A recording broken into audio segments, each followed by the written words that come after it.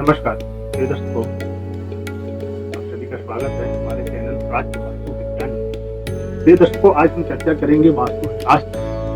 क्या आपका पूजन स्थान किस दिशा में होना चाहिए?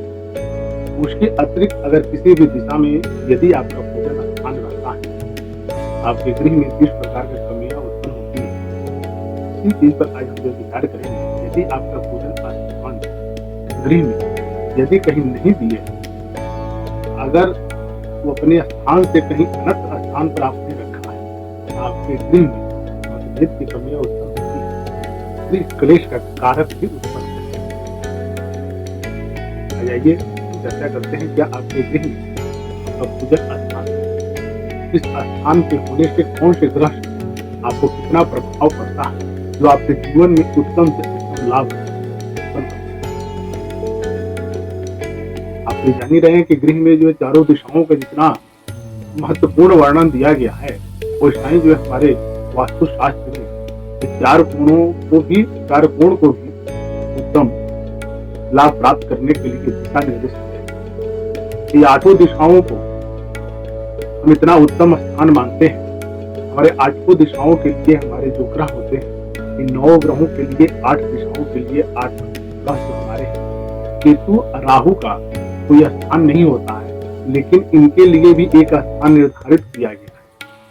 हमारे 7 ग्रह हैं, राहु केतु को लेकर के 9 ग्रहों का उपलब्धि दिया गया। तो जहाँ पे राहु स्थित रहता है, उसी स्थान पर जो है केतु का भी विराजमान होना अनिवार्य है। हमारे 8 दिशाओं का ये 9 ग्रह का विभाजित किया गया है। हमारे आकाश अथवा पताल का भी वर्णन किया गया। यदि आपके गृह में पूजन स्थान बृहस्पति के स्थान पे नहीं है, सूर्य के स्थान पे यदि बना हुआ है, तो आपके गृह में उत्तम सुख की प्राप्ति नहीं होगी, क्योंकि गृह में जो है क्लेश का उपद्रव का एक कारक बनता है। यानी कि हमारा बृहस्पति का स्थान जो होता है गृह में, वो पूर्व अथवा उत्तर दिशा का जो कोण होता है, ये हमारा जो है बृहस्पति का स्थान होता है। इसको हमारे वास्तु शास्त्र में ईशान कोण का उपलब्धि दिया गया। हमारा पूर्व दिशा जो होता है, उस सूर्य के लिए स्थान दिया गया। हमारा अग्नि कोण जो होता है, पूर्व दक्षिण का जो कोण होता है, हमारे जो पूजन का स्थान दिया गया है, वो हमारे शुक्र ग्रह का जो है स्थान दिया गया। हमारे दक्षिण दिशा का जो है प्रधान मूल ग्रह जो है मंगल को दिया गया है। हमारे दक्षिण पश्चिम जो कोण होता है, इस कोण को जो है नैऋत्य कोण बोलते हैं। इसका स्थान जो है राहु और केतु को। पश्चिम दिशा जो है शनि के लिए स्थान दिया गया है। अब पश्चिम और उत्तर का जो कोण होता है, हमारे चंद्रमा के लिए स्थान दिया गया। हमारा उत्तर दिशा जो है बुध के लिए स्थान दिया गया है। तो यदि आपका पूजन स्थान ईशान कोण से, यानी कि बृहस्पति के स्थान से वंचित करके आप अपने जगह की उपलब्धि के लिए, अपने अच्छे के लिए आपने यदि बीचों बीच में यदि पूजन स्थान आपने रखा है, आपके गृह क्लेश का एक कारक बनता है, आपके गृह में वृद्धि का योग उत्पन्न नहीं करता, परस्पर जो मतभेद की उपलब्धियां देता है। आपके गृह में नाना प्रकार का जो उपद्रव देते हुए आपके मन मस्तिष्क को जो है शांतित नहीं रखता। आपका यदि पूजन स्थान उत्तर दिशा में आपने बीचों भाग में दे दिया है, ईशान कोण को आपने वंचित करके, हमारे देव गुरु जो होते हैं बृहस्पति होते हैं, यदि देव गुरु बृहस्पति के स्थान पे आपका पूजन स्थान नहीं है, वह स्थान किसी भी कारणवश यदि आपने दूषित कर दिया है, या वहां पर एक कमरा बनवा करके आपने उसमें रहने के लिए अपना स्थान बना दिया है, आपके जीवन के लिए उत्तम लाभदायक योग नहीं होता। तो आपके जीवन के लिए उपद्रव कारक, शरीर पीड़ा या आपके गृह क्लेश का कारक बनता है। यदि आप शुक्र के स्थान पर अपना पूजन स्थान बना दिया है, फिर भी आपके जीवन में क्लेश कारक बनता है। आपके गृह यानी कि परिवार में रहने वाले व्यक्ति के लिए मतभेद का कारक बनता है, सबके मन मस्तिष्क में उग्रता का प्रतीक बनाता है। यदि आपने अभावकालीन रहते हुए भी आपने ऐसा कार्य कर रहे हैं, तो आपके जीवन के लिए उत्तमदायक नहीं है। आप अपने कमरे में भी अगर पूजन का स्थान बनाएं, तो ईशान कोण में ही बनाएं।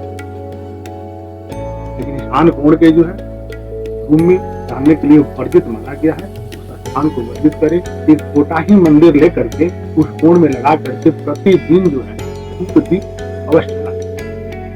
उस कोण में बृहस्पति के स्थान पर यदि आप धूप दीप प्रज्वलित नहीं करते हैं, आपके गृह में रहने वाले आपके पुत्र का या आपके पति पत्नी में या आपके गृह में कोई ऐसा व्यक्ति होगा जो कि परस्पर संबंध में उसको कमी आएगी, उपद्रव कारक बन जाता है।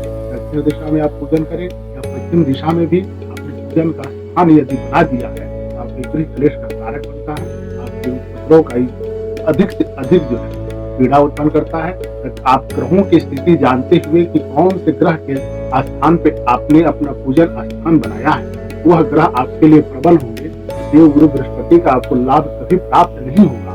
आपके जीवन में आपके गृह में रहने वाले व्यक्ति के लिए ग्रह कारक जो है बन जाता है और गृह में जो है नाना प्रकार का जो है उपद्रव उत्पन्न करता है। आप देखें कि आपके गृह में कौन से देवता के यानी कौन ग्रह के स्थान पर आपने अपना पूजन स्थान बनाया है। अगर यदि आपके गृह में इस प्रकार का है, आप शीघ्र अतिशीघ्र जो है अपने पूजन स्थान का चयनित करते हुए अपने जो है गृह वास्तु में उस ईशान कोण के बृहस्पति के स्थान पर पूजन स्थान बनाए। एक छोटा सा ही प्रतिबिंब के स्थान टाइप का आप एक मंदिर रख करके वहां पर धूप दीप अवश्य जलाएं, जो आपके जीवन के लिए वृद्धिकारक योग बनेगा।